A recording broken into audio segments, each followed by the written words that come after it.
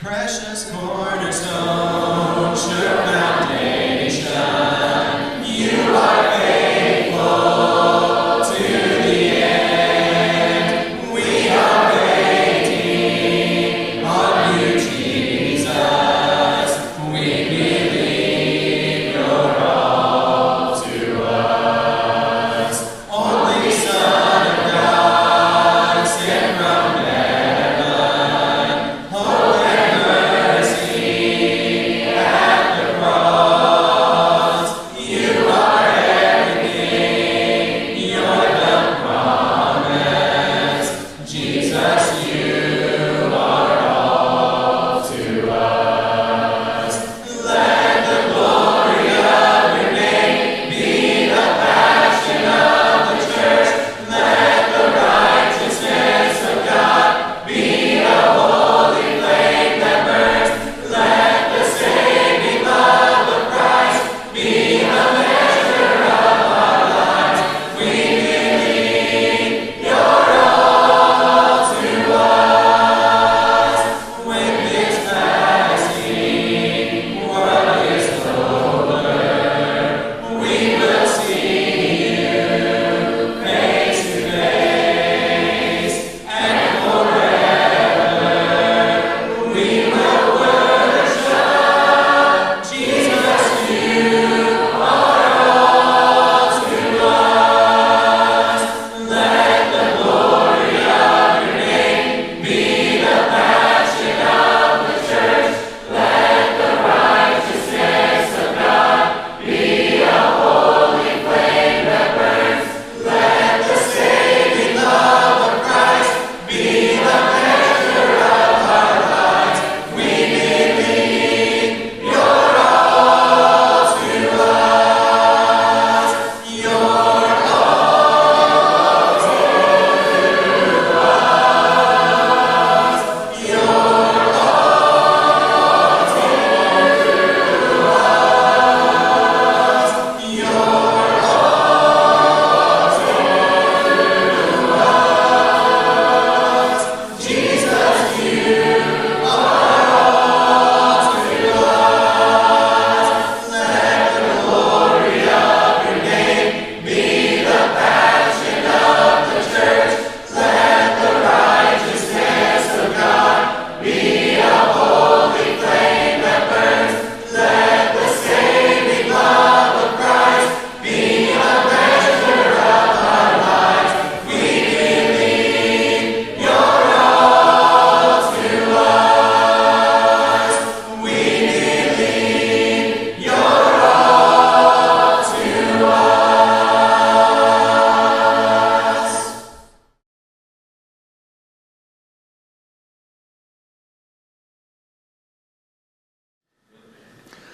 So this morning, Matt asked me to continue the series that we've been doing about real people, real faith, real problems in the Old Testament. And the Old Testament's funny because most of the Old Testament gets VBSified. It's Noah, it's Abraham, and it's Shadrach, Meshach, and Abednego in the fiery furnace. And it's all these really cool stories that we kind of ignore a little bit once we get older. Or at the very least, they become children's stories. We know that they're real. We know that there was a flood. We know that Abraham left his home and that Sarah had a child when she was old, but we don't really study those because we know that everybody knows about Abraham. Everybody knows about Sarah. So he asked me to talk about Sarah this morning, and I really wanted to find Jesus in this story. By looking through Sarah. I really wanted to find, how does she point to Jesus? What does she do that looks like Christ in the story? And I kept reading through it. I read through the whole, everywhere she's mentioned, probably 8 or 9 times. And I couldn't do it. And I think the reason that I couldn't do it is because instead of looking like Jesus, I think Sarah looks more like me. And the sermon that I'm about to preach is one that I don't like to preach because it forces me to look in the mirror and evaluate myself. It forces me to look in the mirror and realize that I am a real person just like Sarah. I have real faith and I have real problems.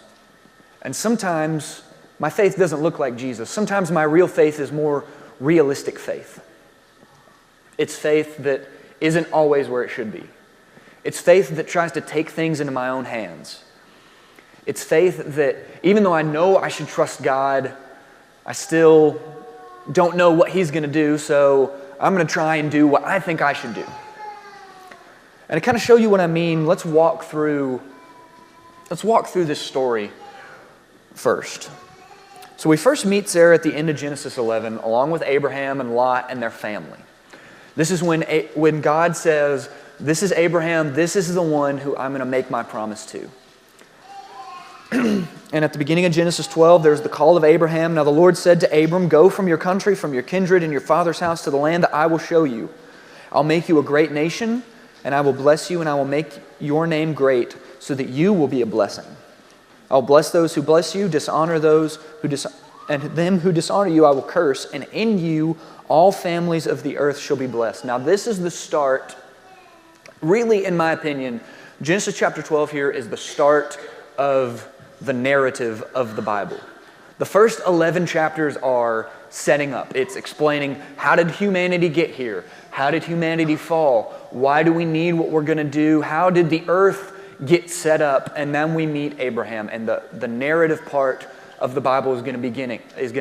And you're going to follow this narrative all the way from Genesis chapter 12 clear to the end of Acts. It spans thousands of years, and it's the story, really, more or less, of one very dysfunctional family.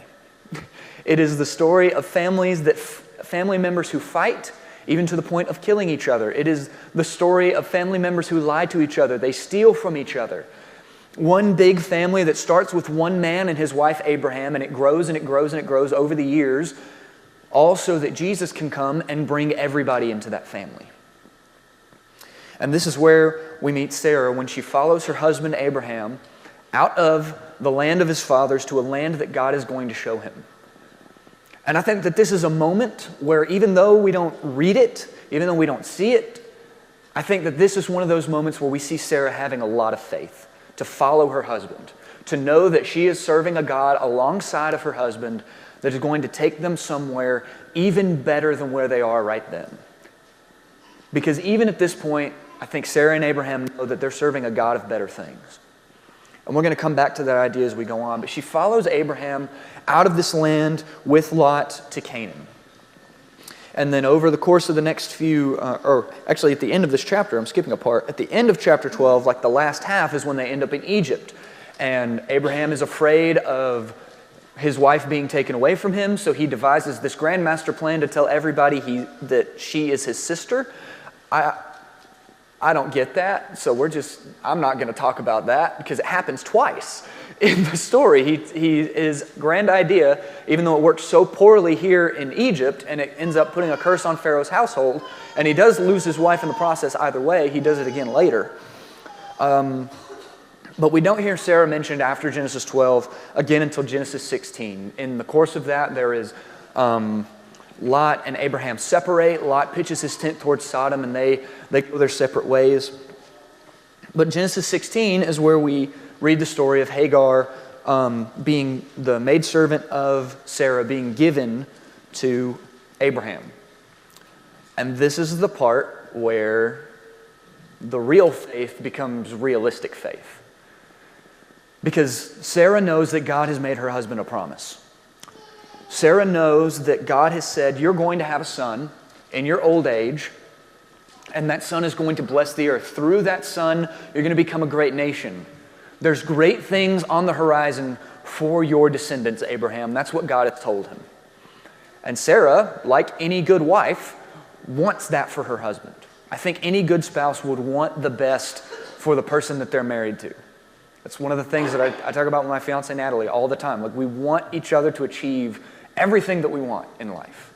And I think Sarah wants that for her husband. Do I understand her, the way that she went about it? Absolutely not. Does it seem rational to me? Not in the slightest. But I'm not a Jewish woman, or I guess they weren't Jews yet, technically. I'm not starting the race of God's people 4,000 or 5,000 years ago. I'm not in her shoes. But I do know that there have been times where when I'm supposed to be walking with God, I've done things that don't seem so rational. I've taken His plan into my own hands in ways that, looking back, don't make a whole lot of sense. And of course, we know the end of the story is there's tension in the house between Sarah and her maidservant, who's now the other woman, and she conceives, and Hagar has resentment towards Sarah for the fact that she is about to have a child for whatever reason. Maybe she didn't want to have a child. She knew that the child would grow up in a different social status than she would because she was a slave, and that she resented Sarah because she knew that probably according to laws and the society rules that were in play at the time, that this would technically be Sarah's son in name and in the way that she would raise him. It wouldn't be hers. Again, I don't know, that's my personal speculation, but this is a moment where we see weak faith create a lot of problems. And then we follow the story into Genesis chapter 17. And I think this is where we see God's patience when my faith fails. Because even after all this, in Genesis chapter 17, verses 15 and 16 read, "And God said to Abraham, As for Sarai, your wife, you shall not call her name Sarai, but Sarah shall be her name. I will bless her, and moreover, I will give you a son by her. I will bless her, and she shall become nations, and kings of people shall come from her." So I think God kind of knows, okay, maybe you don't get exactly my point here, Abraham, Sarah. The point isn't that Abraham's going to have a son.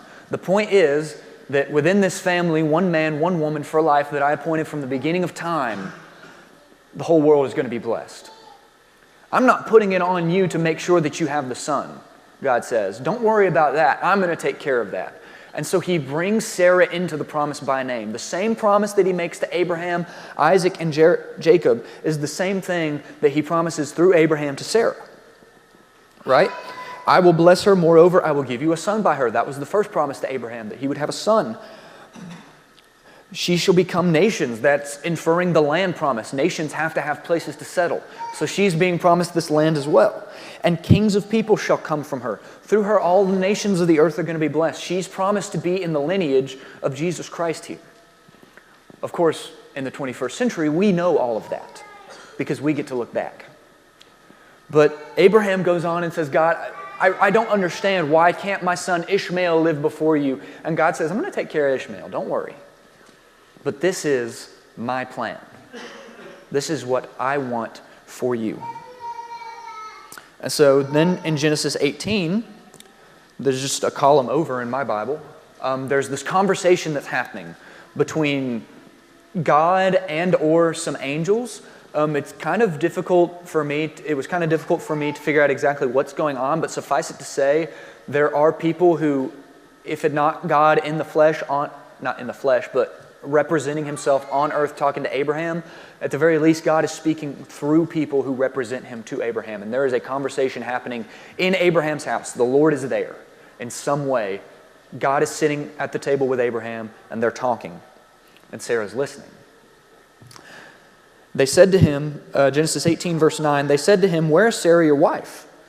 And he said, she's in the tent. And the Lord said, I will surely return to you about this time next year, and Sarah, your wife, will have a son. And Sarah was listening at the door behind him. Now Abraham and Sarah were old, advanced in years. The way of women had ceased to be with Sarah. So Sarah laughed to herself, saying, after I am worn out and my Lord is old, shall I have pleasure? The Lord said to Abraham, why did Sarah laugh and say, shall I indeed bear a child now that I'm old? Is anything too hard for the Lord? At the appointed time I will return to you about this time next year, and Sarah shall have a son. But Sarah denied it, saying, I did not laugh, for she was afraid. And he said, no, but you did laugh. Again, seems like a pretty realistic reaction to what Sarah has just overheard. Seems like a pretty realistic reaction to when God's accusing you of laughing at something that he said, to be like, oh, no, I didn't. And if you don't think that that's realistic, read any time that God has caught somebody doing something wrong in the Bible and see how many times people fess up directly versus how many times people go and try and hide. The ratio's off, trust me. And it's just amazing that she's sitting there talking with God, and it's so hard for her to look forward and to see that this is going to happen. And then we follow the story more, and there's the journey that Abraham takes through the land of Abimelech. Again, he's like, she's my sister, not my wife. Don't understand that. But it all leads up to Genesis 21. We have the birth of Isaac, followed immediately by the dismissal of Hagar and Ishmael. So that one mistake that Sarah made is still kind of following her all of these years later. And God does take care of Hagar and Ishmael. God does make provision for His people. And in Genesis 23, Sarah dies having lived 127 years. That's a long time. And you know, there's one thing that I kept going back to when I was reading through and following this story. And that was, you know, we kind of read this and we think, why in the world would she not just trust God? Why in the world could she not see that God was going to make all of these things happen? And that's because she has the faith that I have sometimes. She has realistic faith. She can't see all the things that God is doing. She can't see all the ways that God has worked. She can't even understand all the ways that God has worked in her life in the past. You know, God has brought them out of the land of Abraham's father, and He's continually taken care of them on this journey. So why should she not expect God to take care of them when He says you're going to have a son? I don't know. But I do know that God constantly is telling me, I'm going to take care of you. I'm going to put you where you need to be, and I'm going to do everything at the right time. And I'm sitting there saying, God, but why not right now? Believing she couldn't have a son and thinking Abraham would have to get one somewhere else was realistic, even if the way she did it didn't make sense or doesn't make sense to us. Sarah finding the idea of her giving birth in her 90s, her late 90s, when she had never had a child before, and to her knowledge had never been able to have a child before, laughable. That's a realistic reaction. Do I think that this was the right reaction? Absolutely not. But do I know that I've been there? Oh yeah. And the thing is, I've got even more to go on than Sarah. We meet Sarah in the 12th chapter of the Bible. I've got the entire thing, and I'm still doing the same thing. Because it's easy when we look back to say, well, you know, she ended up with the son, why couldn't she have just trusted God? It's easy to look at the story of the Jews and be like, why couldn't they recognize that Jesus was the Son of God? There's all of these prophecies that He's fulfilled, and there's all of this evidence and the amazing things that He's doing. But we've got what comes after that. We've got the blood of Christ. We've got the salvation. We've got the grace and the Holy Spirit. How often in your life do you look back and say, man, I wish I'd just trusted God a little bit more? Maybe that would have turned out differently. Maybe the things would have happened differently. But I think the best part of this story is that if God has promised me something, I am far too weak to mess it up. My power is far too limited to get in the way of God. Chapter 18, verse 14 of Genesis, but is anything too hard for the Lord? Imagine God asking you that directly. Do you really think anything is too difficult for me? I'm the one that formed the oceans. I'm the one that hung the moon and made it shine. I put the stars in the heavens. I made you out of dust. You think it's really too difficult to me to give you a son, Sarah? To find you a job when you graduate? To provide for your family? To make sure that your children are going to have a place to grow in wisdom and faith? Is anything too hard for the Lord? Of course not. And that's the great thing about faith, because faith isn't about what I think is possible. Faith isn't about what I think God can or can't do, or what I can rationalize being able to happen, or what I think I deserve. Faith is about God knowing that He is going to do it. It's as if it's already happened when God has made His promise. When God has promised us grace, when God has promised us salvation, when God has promised us comfort and care. That is something that we can carry with us wherever we go. And I think that Jesus knew this. I know that Jesus knew this, and I think it's illustrated most when he's praying in the garden. Matthew 26:39, and going a little farther, he fell on his face and prayed, saying, "My Father, if it be possible, let this cup pass from me. Nevertheless, not as I will, but as you will." Luke 22:41 through 42, and he withdrew from them about a stone's throw, knelt down and prayed, saying, "Father, if you are willing, remove this cup from me. Nevertheless, not my will, but yours be done."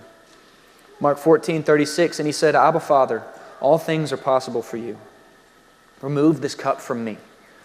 Yet not what I will, but what you will." Jesus was on the other side of this. Jesus was about to go through the worst, probably 12 hours anybody had ever experienced.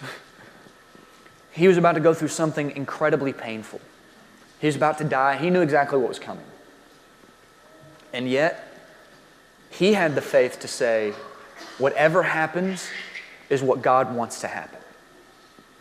And that makes it a whole lot easier for me to say, wherever God wants me to plant the roots of my family, that's where God's going to let me plant them. Whatever comes my way, whether good or ill, that is something that God knows I can make it through and I can use for something on the other side. If God wanted Sarah to have a son, then she was going to have a son. And, Jesus knew what was on the other side of the cross. He knew that heaven was on the other side. He knew that his Father was going to be waiting for him there. But that didn't make it any easier. Jesus knew what was on the other side, but he didn't know what it felt like to get there. And that was difficult for him. But God's will be done in all things and in everything. No matter what I do, no matter how I mess up, no matter what I think is possible, God is the one who is in charge. God is the one who's giving me my blessings. God is the one who is showing me where to go and what to do. The story of Sarah teaches us that faith is sometimes going to be weak. But the good thing about when faith is weak is that God is way stronger than I am. I don't have enough strength and power to get in the way of God if He wants me to do something. And that's a comfort to me because I mess up a lot. I do a lot of dumb things. I say a lot of things that I'm not supposed to say. I do a lot of things that I'm not supposed to do. And even more than that, I don't do a lot of things that I know good and well I should. But God says, whatever you do to get in my way, whatever you don't do to prepare my way to bless you, it doesn't matter because you're still going to get there if I want you to. There's nothing I can do to separate myself from God as long as I'm striving to be with Him. He has given me so many blessings. The story that Sarah teaches us is that faith is about surrender. It's not about having all the answers because you won't. I don't know a lot, but I know that I don't know a lot. And I know that I probably never will. And that's okay because God knows everything and He's taken care of it. Jesus knew how to surrender everything. Jesus knew that faith was about giving it over to God no matter what was coming. No matter what you were going to face in the morning, Jesus knew that the night was going to end. So my question for us this morning as we kind of wrap up, real people, real faith, real problems. We're all real people and everything that we're going through is real. And sometimes our faith is real in a way that's not as good because our problems are real. We experience problems and sometimes we don't know how to deal with them. Like I think about in the period, in the season of my life that I'm in, the stress of finding a job and making sure that I've got a place to live, making sure that I'm going to have a place to live when I get married for both me and my wife. Those are problems I have never dealt with before. And there's a lot of days where I feel like I am scrambling to try and figure out what can I do to make this happen. And then God says, son, sit down. I got this. And it's an amazing feeling. Because God knows our problems are real. God knows what weighs heavy on our hearts. But the best part about it is that when real faith doesn't have to be perfect all the time. God has not called us to be perfect. He's called us to be complete. He's called us to trust Him. So my question this morning is, what do you need to surrender this morning to God? As we stand and sing here in a few moments, what do you need to surrender now?